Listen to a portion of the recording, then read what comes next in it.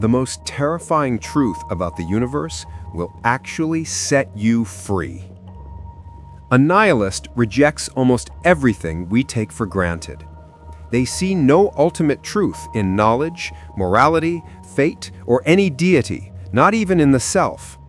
For them, every established value is simply an invention, and nothing holds inherent purpose. If that sounds ridiculous, even cowardly, I understand. It's easy to dismiss.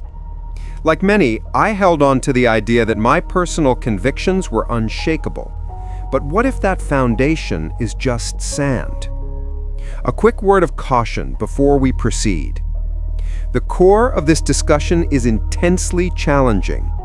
I aimed for a neutral or uplifting tone, but the philosophy itself demands a confrontational approach.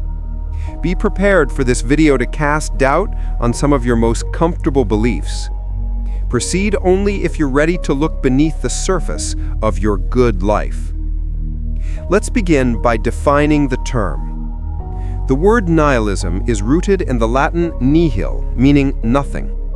It's a philosophy that systematically dismantles the core aspects of human existence, forcing you into a deep inquiry about your own assumptions. If your worldview is fragile, nihilism will expose it completely.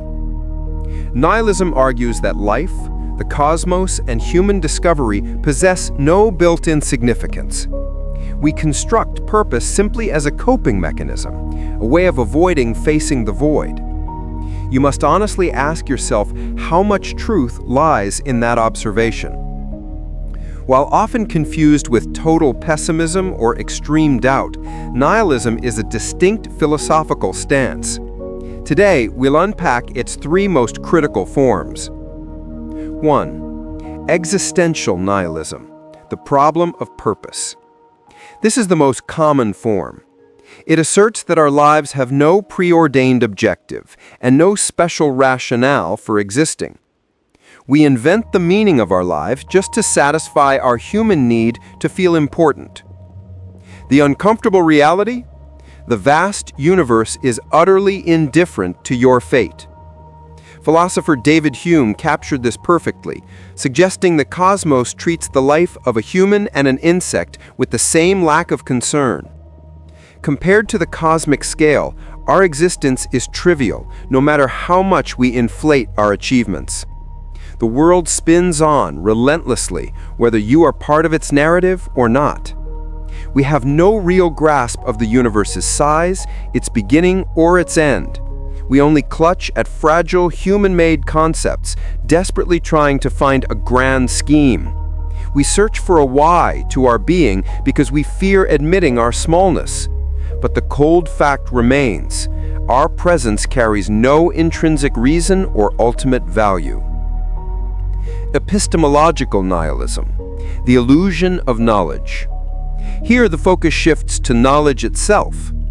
Epistemological nihilism suggests that absolute truth is unattainable, or if it exists, it is simply beyond the grasp of the human mind. Consider gravity.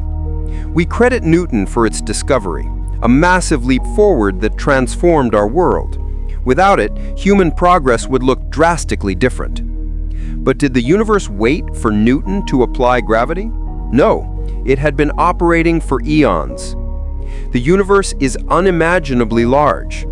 Do you truly believe our current understanding encompasses everything? Or are there secrets far more complex than any we've uncovered? We are charting a universe that is billions of years old, using observations from just a few centuries. To label this limited grasp as knowledge is almost disrespectful to the sheer scale of reality. Think about religion. The oldest known faiths date back perhaps 4,500 years. The universe, by contrast, is estimated to be over 13 billion years old. We found our deities through our scriptures, and who penned those scriptures? Humans. Do you see the pattern? Nihilism easily dismisses all human knowledge because in the context of the totality of existence, our facts are insignificant. Moral nihilism, the fiction of right and wrong. Morality, The crucial framework that structures our society is the target here. What is morality? Our sense of good and evil. But what actually defines good and evil? Imagine two individuals, X and Y, arguing. X, in a sudden rage, shoots Y. Who is morally wrong? Now, same event. X shoots Y, but X knows Y is a serial killer. Who is right or wrong now? You might say Y's death is justified, X acted correctly. One more scenario.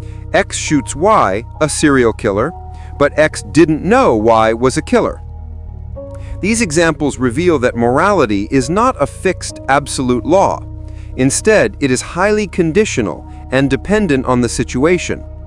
Morality functions as a comfortable belief system we use to rationalize our own behavior and elevate ourselves above others. Moral nihilism argues that the very idea of ethical obligation is merely a construct of the human brain, used for self-justification. Therefore, true objective morality simply does not exist. The discussion so far has been dark. Let's pivot to a profoundly freeing perspective: the liberation of optimistic nihilism. This is the one powerful positive insight nihilism offers. If nothing truly matters in the end, then none of your failures, embarrassments, mistakes, or losses have any permanent cosmic weight. They are all meaningless. What does that leave you to worry about? Absolutely nothing. You gain the ultimate freedom to build a life on your own terms. No historical burden, no societal pressure, no concern for tomorrow. You exist because you choose to exist. If your actions hold no universal consequence, then why not live exactly as your heart desires? Let me know in the comments below. And if you want to know how the philosophy of absurdism takes this very idea and turns it into a concrete action plan for daily happiness, click the video on your screen right now.